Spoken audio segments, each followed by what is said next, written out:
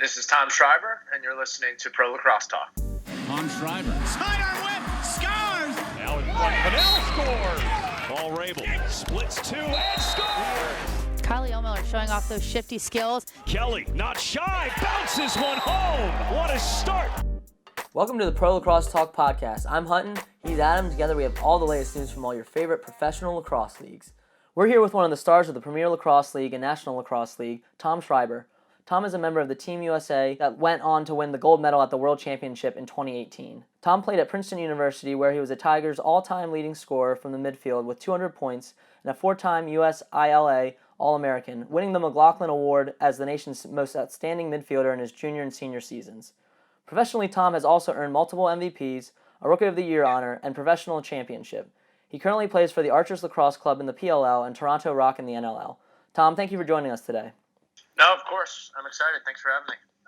All right, Tom, just to get started, tell us about, your committing to Princeton and walk us through the process that saw you, initially recruited by legendary Princeton coach Bill Tierney. He eventually left for Denver, so you ultimately ended up with Coach Chris Bates, who is ironically now your coach with the Archers. Tell me a little bit about what drew you to play lacrosse at Princeton. How was it reuniting with your college coach on the Archers? Yeah, for sure. So that's going back a ways now. I'm, kind of quietly become a vet in professional lacrosse. So the recruiting process was quite a while at this point, or quite a while ago, I should say, at this point. But I come from a big lacrosse family and always knew that I wanted to play college lacrosse, and I'm probably one of the few that always dreamed of playing professionally as well. So the recruiting process was a ton of fun for me and super interesting for me because I was, for lack of a better term, just a complete lax rat as a kid, and watched a ton of lacrosse. And our family vacation every year was going to championship weekend, usually in Baltimore, sometimes in Philly, and then in Boston.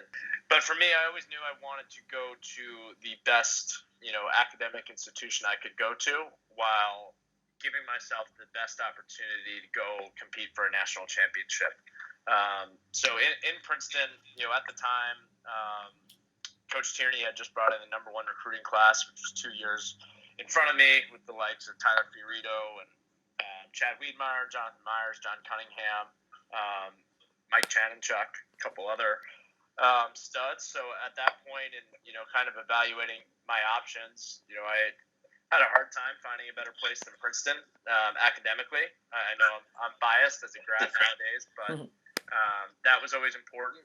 And while I was being recruited, it seemed like the place that would give me a great opportunity to go all the way. And unfortunately, we didn't have the opportunity to do that, or we didn't seize the opportunity, I should say, to accomplish that while I was there in 4 years. But it's one of the best decisions I've made in my life. I had a phenomenal experience, met incredible people, and challenged myself and got exposed to things that I never thought I'd ever be exposed to. So the second part of your question, reuniting with Coach Bates, has been incredible, because I think him and I, the first time we had met, I think it was the day or 2 days after he got the job at Princeton, came to my house on Long Island, met my family, and spent 2 or 3 hours. I remember drawing up little offenses on the newspaper and on our coffee table and all that good stuff. So it was a great fit from day one. I don't think I really wavered at all in terms of decommitting from Princeton or anything like that, but he certainly firmed up my decision to stay with Princeton, and we had a great 4 years together. But I think we were both on the same page in that the goal was to go win a national championship, and frankly we didn't come all that close. So to have an opportunity to kind of team up again at the professional level has been incredible to this point.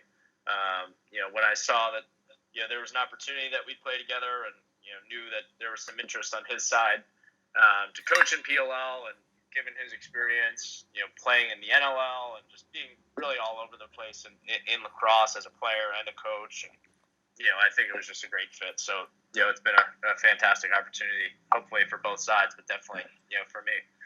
That's awesome. So you talked a bit about your family vacations, the Final Four weekend, and all of that, and I'm assuming a lot of that has to do with your dad. And he was a legend at Maryland. being a part of that 73 championship. How has he really influenced you as a lacrosse player, overall athlete, and also a leader? A ton. There's a number of different ways I could go with this, but you touched on his background a bit. He was, as accomplished of a player as you could have been, especially back in the 70s. Played on world teams and was player of the year, won a championship, and aside from that, has just been a phenomenal coach. The last 25, 30 years. So I was super lucky to have him by my side as a lacrosse player since I was super young. Training with him, playing up, playing on his teams my whole life: lacrosse, football, basketball. I think he coached a year of baseball.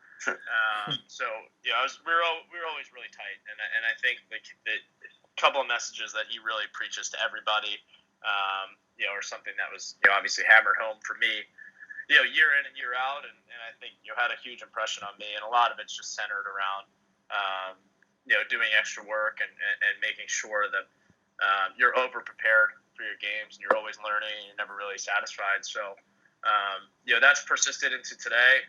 I'd be lying if I said that he's not still coaching me up now at 27 years old. So it's been a huge advantage for me, in the lacrosse world. But he's also been a tremendous father for me my whole life, and has always put family first. And now that I am getting a little older, and because for lack of a better way of putting it, becoming a man, I think learning from him in that sense and seeing how he's carried himself and how he's put our family first and his children before anything. It's been I think I'll continue to learn from him off the field, for as long as we're both around. So it's been an incredible kind of duo, and I couldn't be more thankful for him.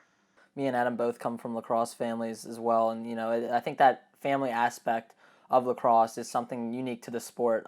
So it's great that you were able to follow in your father's footsteps and play at the college level, and now you're playing professionally. And going off of that, I want to talk about your unique playing style, because you're one of the 5 players in the Ivy League history and the only midfielder to have at least 100 goals and 90 assists in your career. And I think that's kind of telling to how you really kind of transformed the midfielder position, because we kind of tend to think of the midfielders as these workhorses that just go up and down the field, but you've really developed not only as a goal scorer but as a feeder, and you have tremendous vision on the field, and you kind of quarterback that offense for the Archers. So how have you developed this unique playing style, and was there any kind of influence? Was it your father or any coach that kind of influenced you in your specific style? I think so. I think there's probably a number of things there. I think from a young age, my dad, really in all sports, always preached just being difficult to cover, and being able to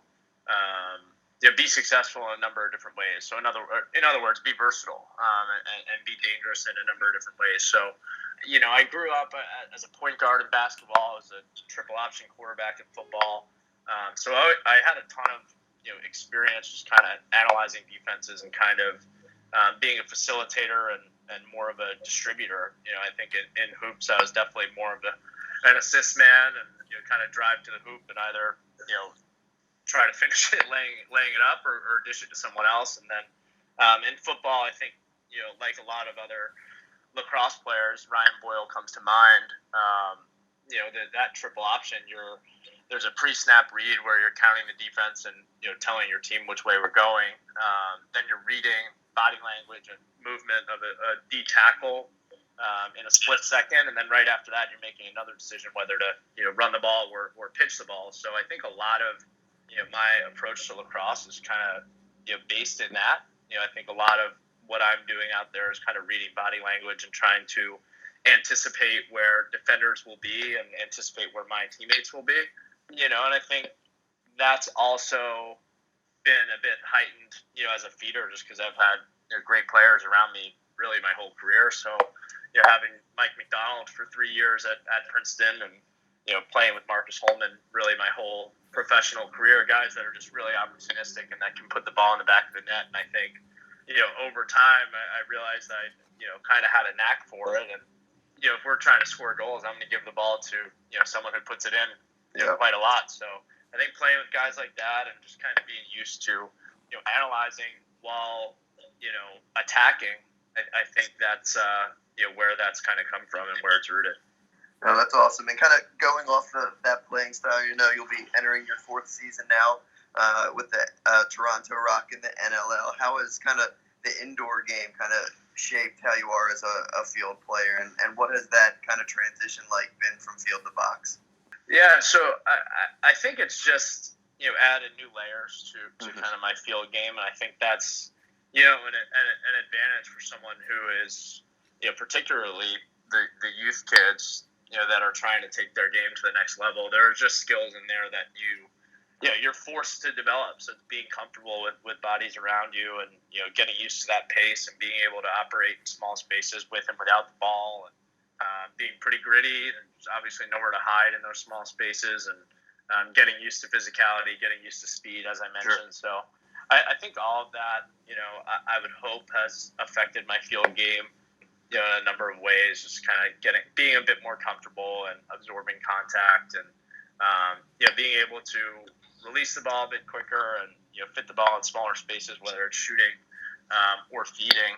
And then just in general, going into the box game has been, a pretty cool journey for me. I think it's pretty rare that, in my case, I think I was either 24 or 25 when I first started playing. And I think it's rare to jump into something entirely new at the highest level it's played at, an older age. So I think like when you're starting a sport, you're usually a kid. Not that box lacrosse and field lacrosse are so different that they're not the same sport, but in my mind, they are very, very different. So I think I had, that experience was interesting. I had never been to Canada before. It was the first time I had been up there, and just kind of got thrown into the fire, which, for me was intimidating at first and frustrating at first, and continues to be frustrating at times. But just in terms of that experience and going through that challenge and, having to figure it out and lean on people and becoming a part of an entirely new organization, having a new group of teammates, it's been amazing. So I love what we have in Toronto. I think the goal, like everyone else, is to go win a championship. I've been lucky to be a part of a few championship teams, post-college. And, I think in Toronto in particular, we have, every piece that we need. And, I couldn't be more excited for the next few years. So it's been an amazing ride, and, hopefully just the beginning for me in the box lacrosse world.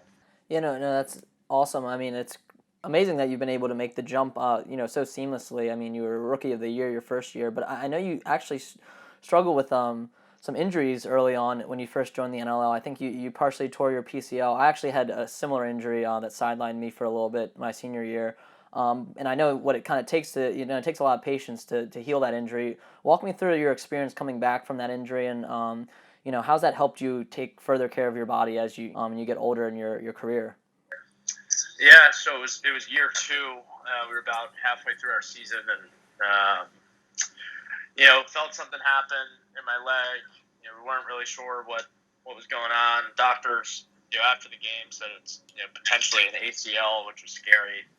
Mainly because this was the same year that the World Games were coming around. So this was last winter, and obviously those World Games are something I've been dreaming about my whole life, and the 4 years finally worked out where I'd have a legitimate chance at making the team, and so the injury was a little scary. Thankfully, after getting it checked out, they gave me about a 2-month timeline, no surgery. We had a partial tear in the PCL, and it was the sort of thing where you kind of just strengthen the right areas, rest it, and you should be all right. I did fine coming back in box. It came back in, I think 8 or 10 weeks.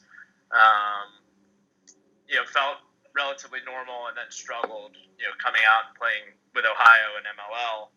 I think it was just different mechanics, right? You're running, further distances and kind of striding out a little bit in MLL, or in field lacrosse versus box lacrosse. So I struggled, ended up having to shut it down and kind of, just get treatment every day to pray that I'd be ready to go for Israel.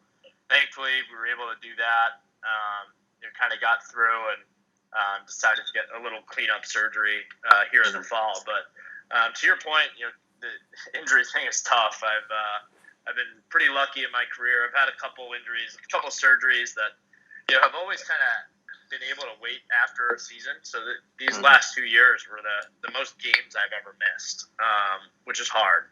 Just from a mental standpoint, not being able to be out there, and it gets frustrating, especially when you've committed your life to playing a sport, and then not being able to do it, is pretty painful. So I tried to kind of channel all that into just being, proactive and productive around my rehab and doing the right things and strengthening the right areas. I've been, very lucky to have a ton of support from the PT side to, the strength and conditioning side to just, the care that we've had.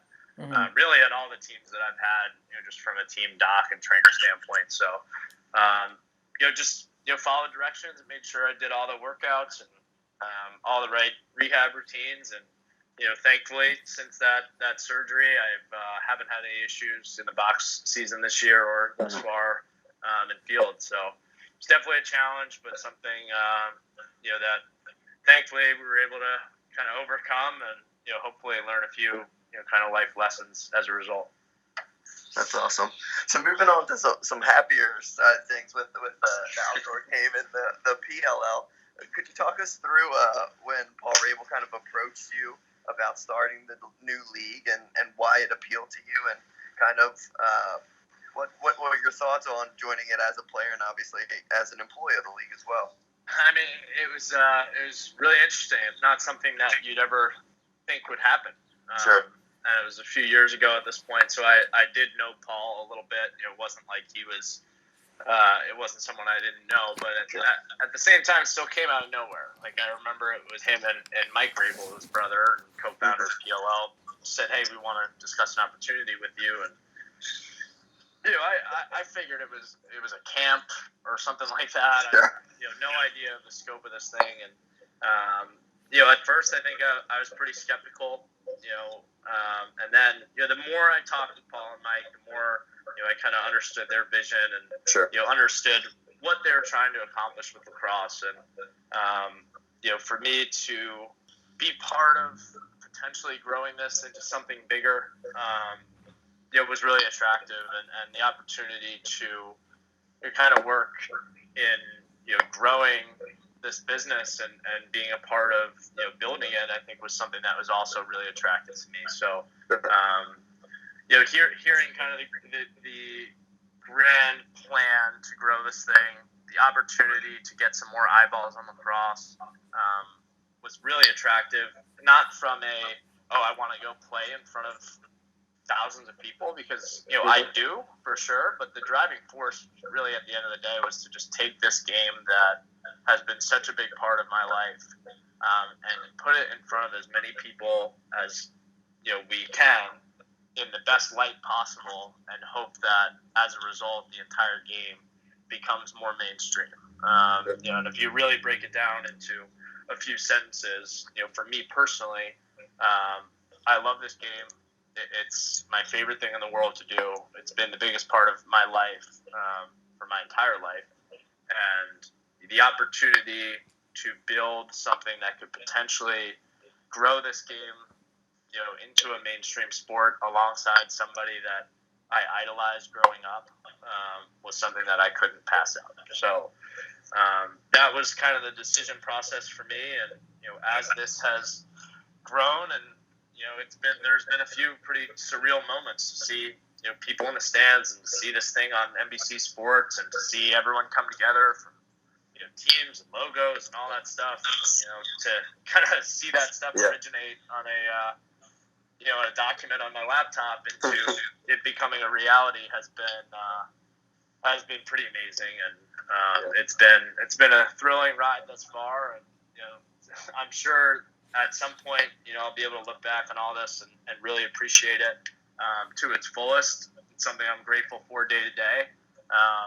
But candidly, my main focus at the moment is to start getting back in the win column with the archers. So it's an interesting dynamic, kind of wearing both hats. But it's been something that's been really fulfilling, and really couldn't be more excited about the whole thing. I think what you guys are doing is great, and I talked to Paul and Mike, and they both are taking a very innovative approach to it. They're really going from the ground up. They're not starting with any preconceived notions, and I think that's really been big. Whether it be the touring model or the deal with NBC Sports and all the content you're putting out. But you want to get back in the win column with the lacrosse. So let's talk the lacrosse side. I mean, obviously a disappointing record for your Archers, starting out 2-0 and then now dropping 4 straight by a goal each game. How have your teammates and you been able to regroup during this All-Star break and refocus on tackling the final 4 games of the season? Given the schedule, it's more of an opportunity, I think, than a break, and I think we're all on that same page. If you break it down, it's really 3 weeks in between those games, so you can make serious strides forward, whether it's your conditioning or just even your game to your preparation in terms of watching film or whatever else. So I think the beauty of our team is we have a very, very solid locker room. We have a very good group of teammates, very good group of guys who are all pretty like-minded. So no one is okay with us losing 4 straight, especially by 1 goal, because at the end of the day, these 1-goal games, it's 1 or 2 plays that make or break the game. So I think we have a lot of guys on our team that kind of pride themselves in making the right plays, playing smart, playing really tough. So those losses sting a bit more. So I don't think anyone has lost any confidence by any stretch. These games are extremely close, like most games in PLL. So it's a big opportunity for us. We're in 4th place right now. One thing that keeps coming to mind is that it doesn't really matter how you get to the playoffs as long as you get in.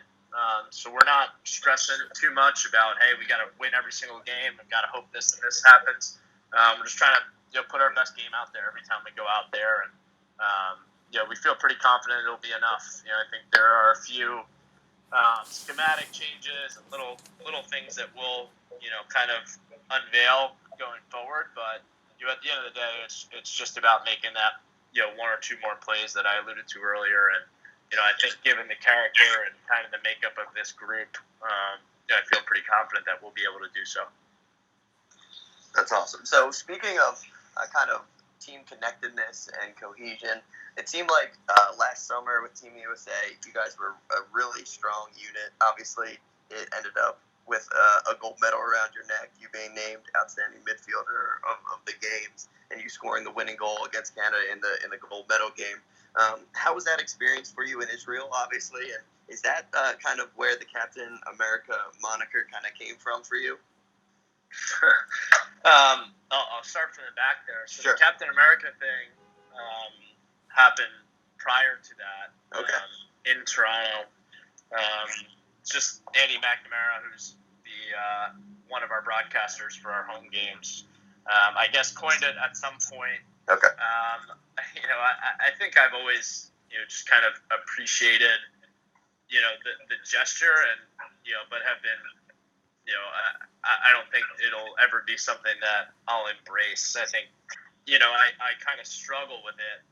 And I understand it. Like, I understand there haven't been a ton of Americans in Toronto because they have such a deep pool of talent in the Ontario area to kind of pull from. So I get that it's unique on that team in particular. Sure. But I just think I think there's been a ton of Americans who have been really successful in the box game, and I think that name in some ways almost insinuates that they were not. So that's kind of something that I've definitely shied away from a bit. So it's actually completely unrelated to playing for the U.S. team in Israel. But in terms of that experience in Israel, it was the result was obviously a dream come true for all of us, and I don't think I could have dreamt of a more perfect scenario at the end of a game for me. It's one of those things that kind of all came together. I do wish that I buried the first shot that they gave to me before that, but I'll certainly take it. But my main takeaway at the end of the day, I'm sure that's a moment I'll never forget, but it was the first time since college that we were I was part of a team that was together for 2.5, 3 straight weeks, whatever it was. We all stayed in the same place, ate all our meals together. had team meetings, and there were really no distractions. So it was a really, really unique experience. And, pair that with, wearing the, USA on your chest and, the caliber of guys we had on our team, obviously from a lacrosse talent standpoint, but also just from, who those guys were as people and as teammates. And then on top of that, having someone like Coach Janowski who understands how to build all of that and build team chemistry and just, build trust, it really was really special. And then, we were in such a unique place in Israel, and for it to all come together was truly special. And, but the main point, I think, for me, and the main takeaway for me was just, kind of observing Coach Janowski and seeing how he and Coach Tierney and Coach Amplo, Coach DeLuca, and really the whole U.S. staff, kind of managed the team. Most of my memories are really back, where we stayed and, not necessarily on the field, just kind of learning about each other and kind of coming together as a team and, seeing that kind of pay dividends on field, was something that, I hope I can apply to, whatever else I'm doing. It doesn't have to be lacrosse, whether it's, raising kids or, coaching a youth team or, whatever it may be. I think those were things that, I really took back with me, and, at the end of the day are things that I really cherish. That's awesome. That's great. And I mean, just staying on the international side of the game, lacrosse is going to be in the Olympics in less than 10 years now. How do you really see the sport growing in those 10 years? And how do you think the grassroots movement of the sport is really going to impact it going forward? So I think that's what it'll take. So I think there are, obviously with things like PLL and college lacrosse being on TV and gain more exposure and being part of, more mainstream, ways of distributing the game. So whether that's, I saw today, the PLL is in New York Times. It's been on NBC. The college game is on ESPN. So I think like that kind of high level approach is something that will always be helpful. And something that will really drive growth to people who, haven't really heard of the game. And then I think on top of that is everyone, who's been part of this sport doing kind of their part in growing it. And, I think everyone can contribute in different ways. I think, there are people that never, touched a lacrosse stick as a player, in high school or college that, have had huge impacts on this game, whether it's, starting, initiatives like Shoot Out for Soldiers or something like that, like Tyler Steinhardt did when he was, 18 years old, and to see what that's grown into. I just think lacrosse is such a special game given its roots, and really just the dynamics of the game, the speed, the physicality, the pace, the fact that anyone of any size can play. If they kind of maximize their creativity or their IQ, I think it's just I've loved it for a long time, and I think its appeal will show itself once it's kind of revealed to people in the right way. And I think at the end of the day, the biggest hurdle is kind of getting over some stereotypes that this game has been associated with for a bit. And I think I think a lot of that is overblown, but I think a lot of them are somewhat true. So I think it's kind of being about in leaders in this sport at the professional level or coaches, collegiate level, and as that trickles down, I think it's just kind of about carrying yourself the right way and highlighting what this sport's really about, and that's kind of toughness and grit and athleticism and kind of doing the right thing off the field. So I think that's kind of a long-winded stream of consciousness kind of perspective on the whole thing, but I think those are kind of how I feel about this game. It's very special to me, and I think in order for it to really grow, I think groups like the PLL and blasting this out to audiences that haven't really been exposed to the game, and then once people are somewhat interested, seeing who people in lacrosse and what the game of lacrosse is really all about, and having people carry themselves the right way and be welcoming really to everyone, and I think that's kind of the recipe for growth here. That's awesome. Yeah, no, I think that's a great outlook on the game. We really do have to show that lacrosse is a sport for everybody, and I think what you guys are doing, traveling to these different cities, not just the hotbeds, is great for the growth of the game. But yeah, let's dive into our 5 and 5 real quick. I'm going to ask you the first 5 questions. They'll be lacrosse related. Some quick answers here, and then Adam will follow up with 5 questions about just life in general. So to start with number 1, what are some pregame superstitions or routines you have? Not a ton on my end. I like to, so I retape my stick every game. Another superstition is I just find a way to, just find every guy on our team before the game, in between, kind of our warm up and, the game time. Just a quick couple words to them, just check in with everybody before the game. I'd say those are really the only 2 things that I try to do before every single game. Awesome. And what is your favorite lacrosse memory, whether it be, high school, college, or professionally? I think at this point it's got to be just winning the gold medal in Israel, just for the reasons I mentioned before, just being part of that team and for us to, end up with those gold medals at the end of the day was something that was pretty incredible. Yeah, no, that's excellent. And then on the archers, which of your PLL teammates do you find is the funniest? Oh man, I could go a number of different ways on this one. I'll give the nod to Dominique Alexander. I've known him since we were both 11 or 12 years old, and he's always been hilarious. And I think PLL kind of giving the access that it does to fans and everyone else. It's just you kind of see what Dominique's all about. He's just always having fun and extremely quick-witted, and kind of always keeping things light. So I'm gonna give it to Neek. I think it's excellent, that we're able to kind of see you guys kind of, unfiltered through social media. And then going off of that, number 4 is who is someone in the lacrosse community that you admire or look up to, whether it's a coach, teammate, or an opponent even? Again, a lot of answers here, but I think, especially over the last few years, Kyle Harrison. He's somebody that, I begged for an autograph in the Final Four when I was a kid.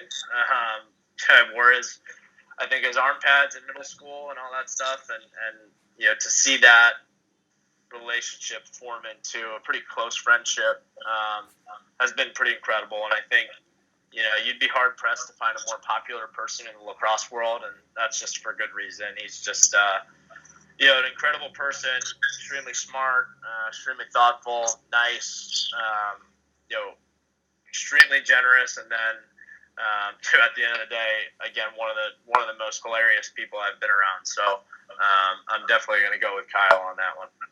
Yeah, no, that's great. I remember too. I had the K18 gloves. I think it was their second iteration of the K18 gloves, but I looked up to them too. And I guess going off of that, the final question is, what is your current lacrosse stick setup in terms of shaft, head, and the stringing of your stick? Yeah. So the Burn Pro Warrior shaft. I always make an effort to go silver stick or silver handle, black head. It's just for me, it was a little tribute to my high school days. Our team was black and gold, and I kind of point to that as lacrosse just being a ton of fun. So that's always how my stick was set up in high school, and went back to that in professional in the professional ranks, and it's just a nice little reminder for me. So I use the Burn Pro shaft, and I actually use the EVO 4 with 2 V's and 2 nylons across. I've always used a different iteration of the EVO since I was in 7th or 8th grade. I call it EVO. A lot of people call it EVO. I'm not sure what Warrior stance is on it, so I apologize if I'm butchering that. Yeah, I've always heard EVO. I mean, you're from Long Island. Adam's from Philly. I'm from the DC metro area, so I don't know. I've always heard EVO, but yeah, I don't know. I hope we're in the majority in that, but who knows? Maybe we'll have to do a poll on our social media what people think. That would help, because I'd love to know. I'd love to know what the official stance is. I can check with Warrior on that one, but I'd love to know what everyone out there is thinking. Yeah, no, definitely. All right, Adam, you want to take it away with the life questions? Yeah, absolutely. So first one, kind of going back to your Princeton days, what was your favorite class while you were in Princeton? I took a class called U.S. History from 1920 to 1974.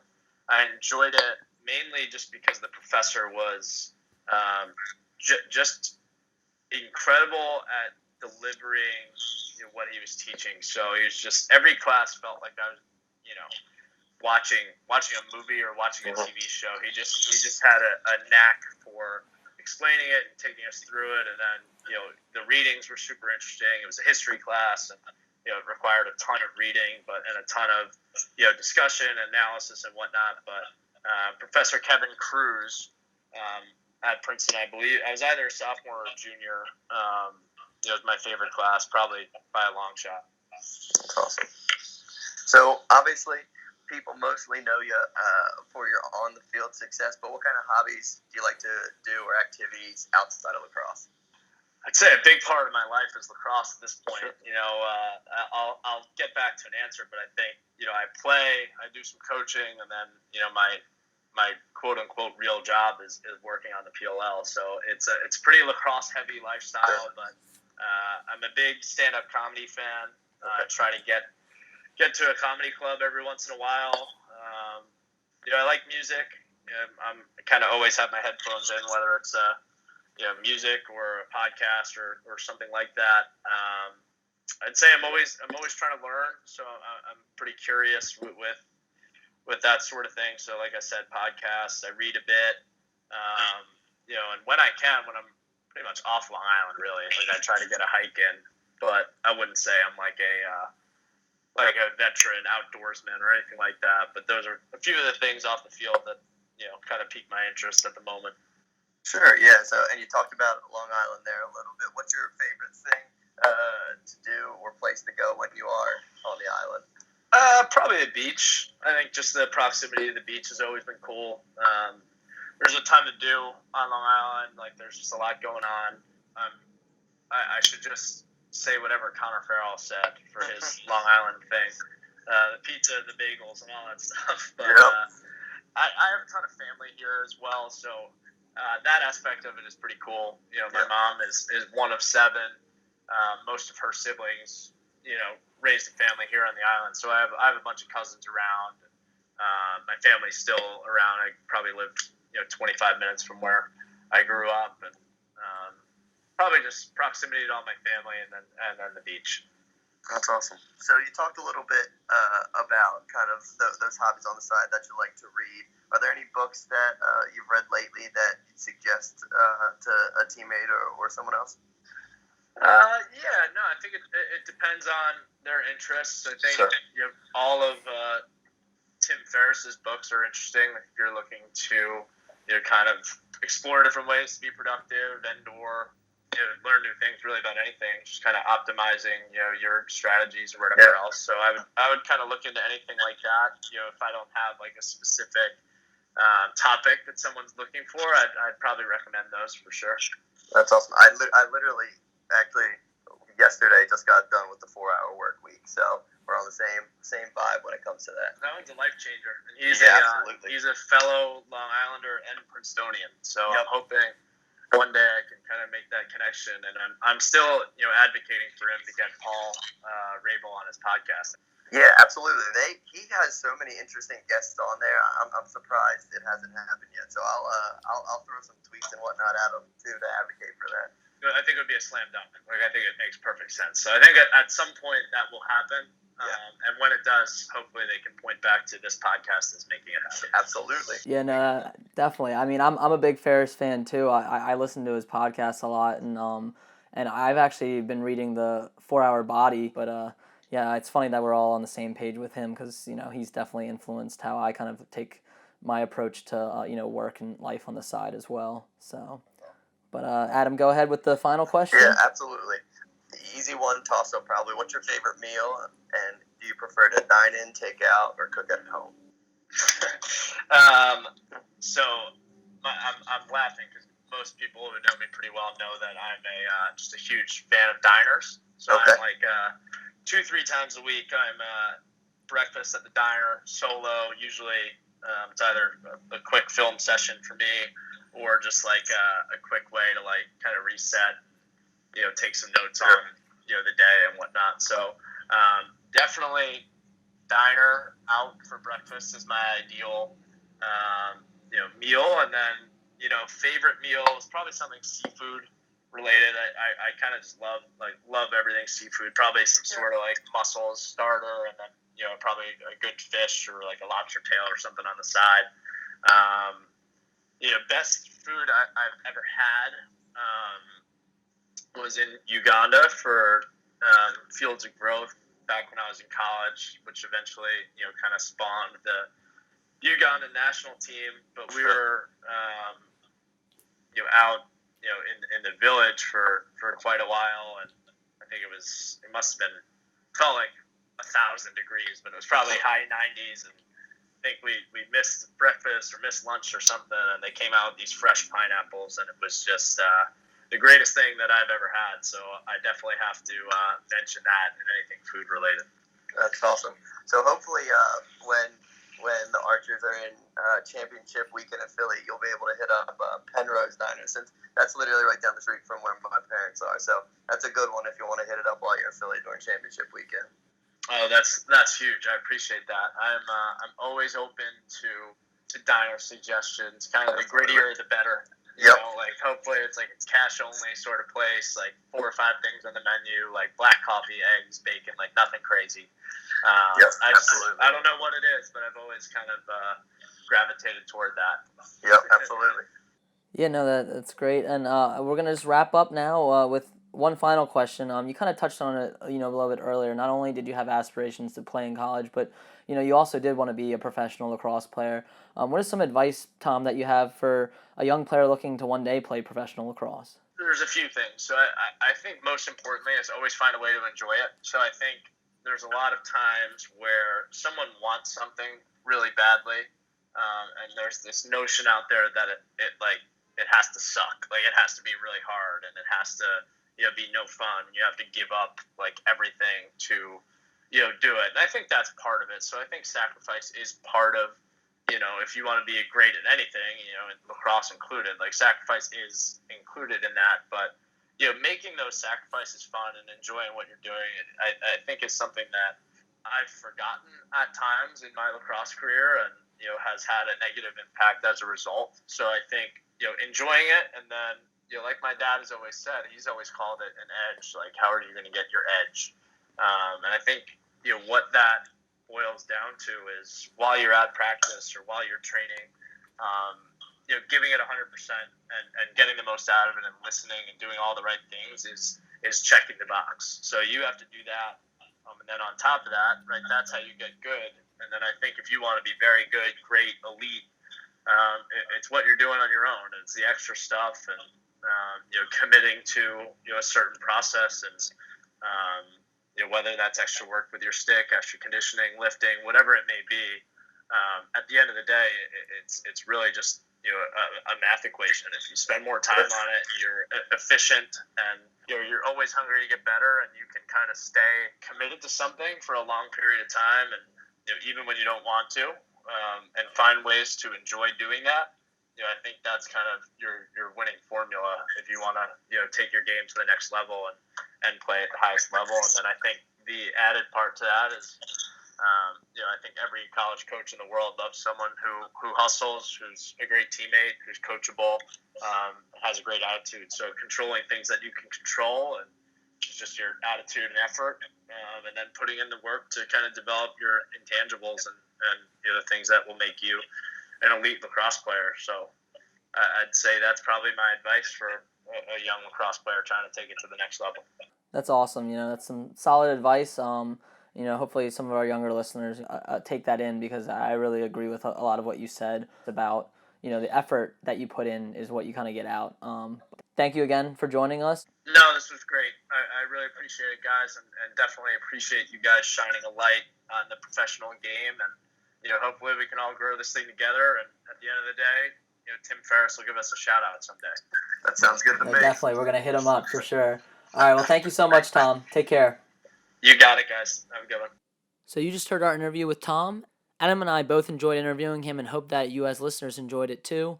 If you did enjoy it and want to hear more exclusive interviews with professional lacrosse players, we ask you go ahead and subscribe on Apple Podcasts, Spotify, Stitcher, or wherever you listen to podcasts, and leave us a review. We'll be having a giveaway this week where anyone who reviews us, follows us on Twitter and Instagram, and leaves their handle on the review will be entered in to win a Pro Lacrosse Talk hat, which is a $25 value. So please subscribe, follow, and leave us a review. We are also happy to announce that going forward, we will be releasing our weekend analysis podcast separate from our interviews, which means more episodes each week that are more easily digestible for you as a listener. We did this because of some listener feedback, so if you have any other ideas on how we can improve, please let us know and we'll try to implement them. We hope you enjoyed this week's episode, and we hope you tune in next time to Pro Lacrosse Talk.